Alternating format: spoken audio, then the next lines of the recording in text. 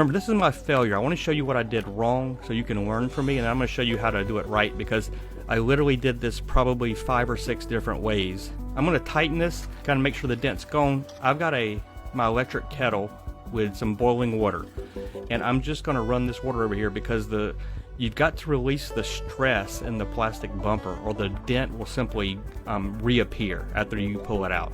So you're making the plastic a little more malleable, and you're releasing the stresses. But as you can see, I got a little too aggressive, and I melted the hot glue, and the bridge fell off.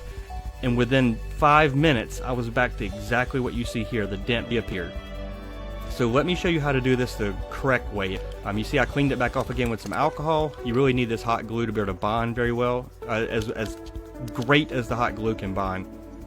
So again, I'm going to place this on here, and I'm speeding this up because you've seen this part before. So nothing new in this technique as before. I'm going to kind of show you that really the biggest mistake I made the first time was being too aggressive with the hot water. This time, I'm going to be a lot more conservative with the hot water.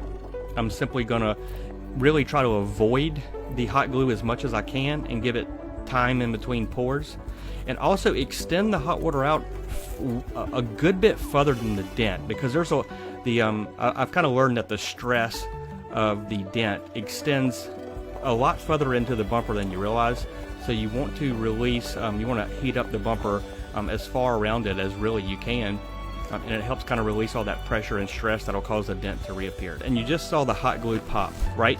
As soon as I saw that, I had a pitcher of ice cold water.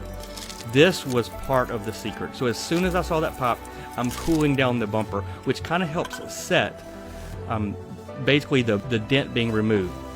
If I hadn't done this, the dent would have really just kind of reappeared within a minute or two, as you saw in the previous example. So let's pull this bridge off and take a look. One of the things I learned about the beautiful part about using hot water, you can also use a hair dryer or a heat gun, but you risk damaging the paint, whereas hot water obviously never gets over 212 degrees Fahrenheit. So you don't really run the risk of hurting paint, as paint's designed to withstand temperatures generally up to that temperature. So that's the beautiful part of hot water. That way, go back with a little bit of hot water and being very kind of gentle and conservative with the hot water. You can literally heat it up and kind of adjust the dent with your finger, as you see me doing. Here's the dent before. This is what it looked like before I did anything to it. And here's the dent after. It's practically gone.